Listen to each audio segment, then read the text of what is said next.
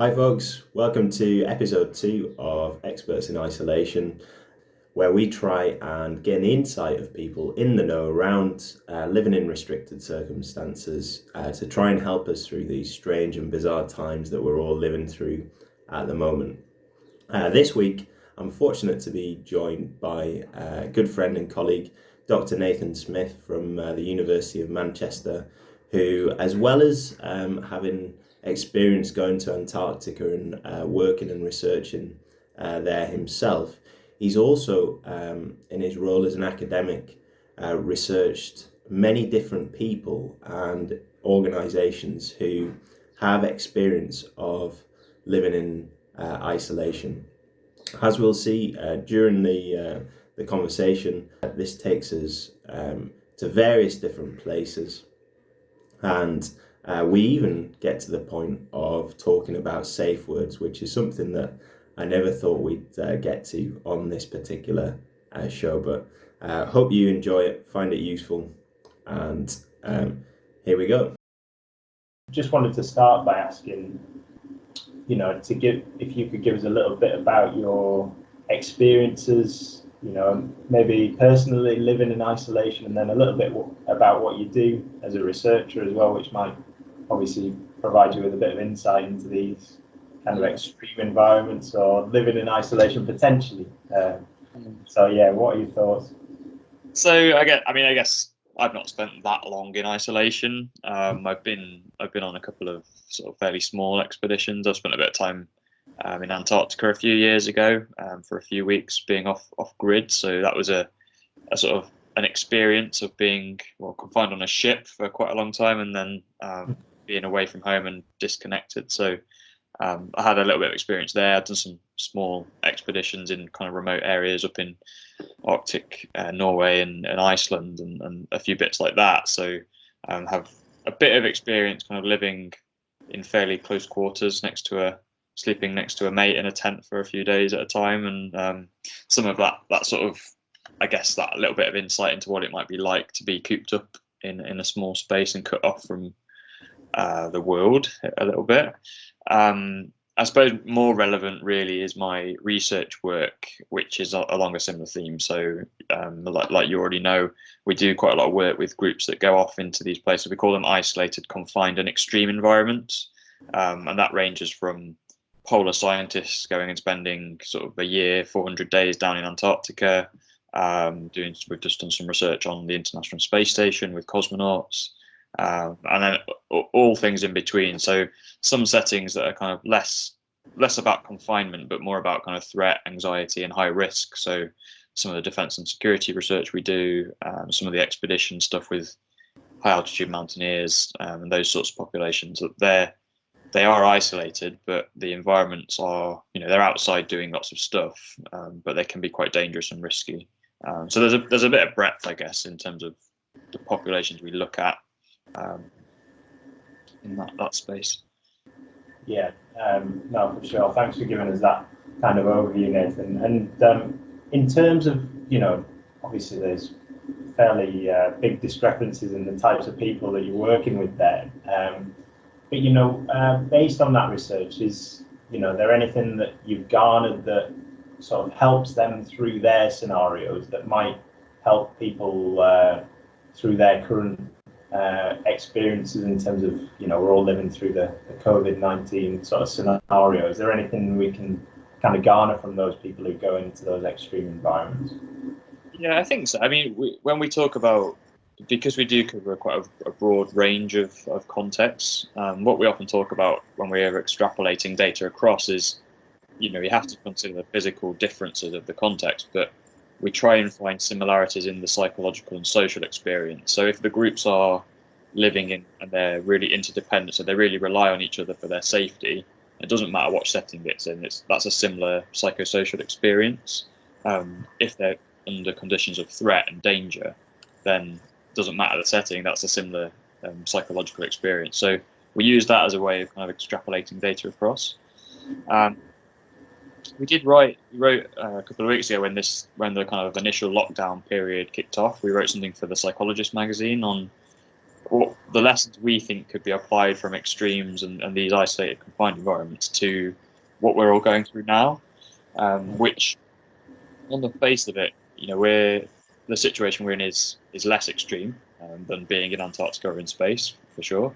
But the relative comparison is probably more similar. So astronauts are really well prepared to go into space. So the fear that they have of being in that environment is probably not that dissimilar relatively to us feeling under threat by this virus and being cooped up in our house, facing a range of stresses which might be, feeling anxious because we don't know what's going to happen in the future, maybe getting frustrated because we're having to be stuck inside and we've not got the normal kind of routines that we're used to.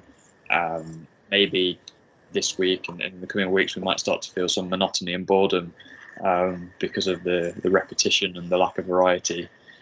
So those things are quite similar. I suppose on the strategy side, what would we suggest? Well, there are a few things that we kind of pinpointed. So trying to establish new routines and trying to get into routines can be really helpful. So they provide sort of structure in the day, and we hear that from a friend of mine who was a submariner and commanded submarines in the Navy for 20 years. But he very clearly said is the thing that helps adjust to that environment is the routine, and knowing when things are happening, that brings us into control. It might be things like trying to find things to stimulate yourself. So being creative, learning new hobbies, like you said earlier, going and exercising to fill the time. But really, it's not just about passing the time with like menial tasks. It's about finding something that's intrinsically interesting and going to keep you engaged and give you some intellectual stimulation as well. Because our mind is probably likely to wander in these situations to be thinking about something else. So something you can focus on could be really useful. Yeah. No, that's interesting to kind of, that idea of routine keeps cropping up again and again as we sort of hear more and more about this. And obviously really key in terms of helping people manage the situation. I wonder, in particular, whether there's anything you've learned from different groups that have kind of experienced that real extended period where, even if they know that it's for a year, for instance, they might kind of have that scenario where it feels a bit like it's never ending. I suppose that's where I'm getting to with that.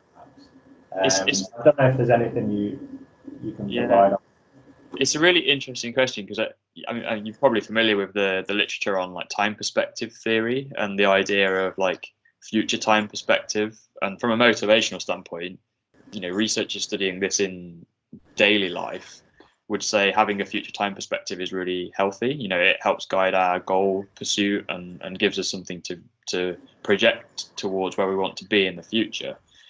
What we find in these extreme places is actually that future time perspective can be quite it can pose some difficulties and create some problems in terms of you're at the start of this very overwhelmingly large task. If you're skiing across Antarctica, for example, and you might be there for 100 days, thinking about the end when you're at the very beginning is maybe quite demotivating. Sure. So the thing that we hear often with these kind of long-term deployments to extreme places is focus on today, focus on the next few hours, the next day, and maybe the next week, and plan for that, and try not to get pulled too far into the future, because when there is a lot of uncertainty, we can project forwards, but we don't really know what's going to happen. And actually, by bringing our time perspective a bit closer, it creates a bit more control, because we can control more what's going to happen in the next few hours than we can in the next month or the next 2 months. So that's a common thing that we hear about, especially that this might be especially pertinent to sort of situations where there's no fixed time point. So it's different where in some of the expedition groups we've studied, actually once they start to get into the later phases of the expedition, they do then start to push that time perspective out. So they've gone from focusing just on the next day to actually thinking about the end. And that gives them a nice boost to kind of they know it's becoming closer, so they start counting down rather than counting up. But without that fixed endpoint, that becomes quite difficult to do that. Sure.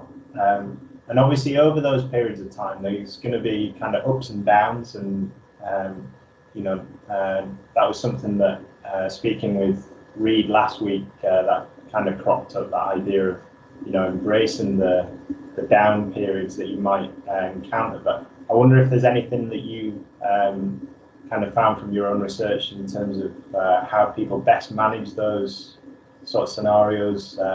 Because let's face it, we're going to have some days where it's not going to be as good as others as we go through this crisis. So yeah, what are your thoughts on that? So I guess the first point is that that's entirely normal. Like to have ups and downs is just part of life, and to have good days and bad days is something we'd have whether we were in this lockdown situation or not. I think with some of the groups we study, they're very tuned into that, so they know if they have a bad day, then it doesn't matter whether it's a male or female explorer or deployed person. They often say to us, "I'll just have a good cry," or I'll vent, or I'll let some frustration out, or I'll write in my journal about it, or I'll do something cathartic to let go of the bad stuff, knowing that tomorrow might be better. So they're quite tuned into this idea that the emotional experience can fluctuate.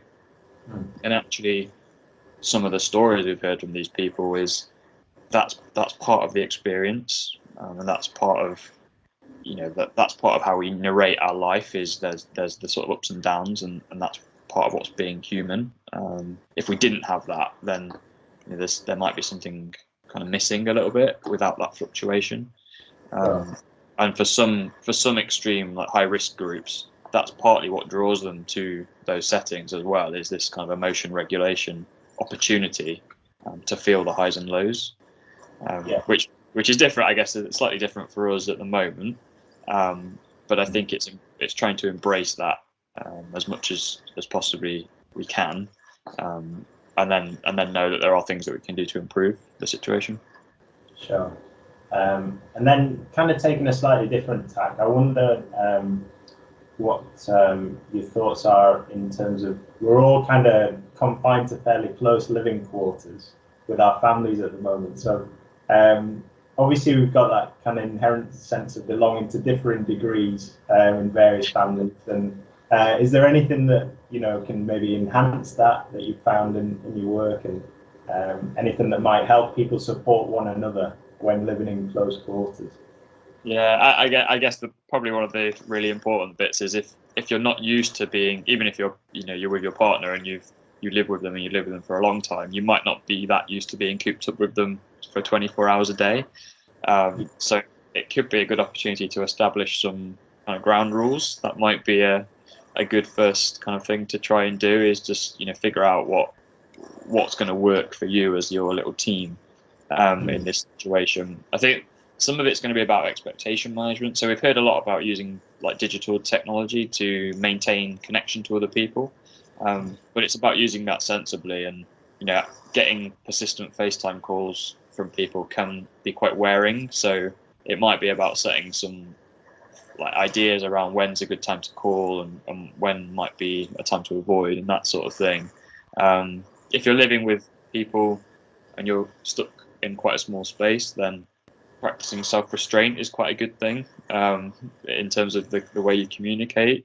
So there will probably be some things that get on your nerves about each other, and you might have already figured those out a long time ago, but some of them might be quite new.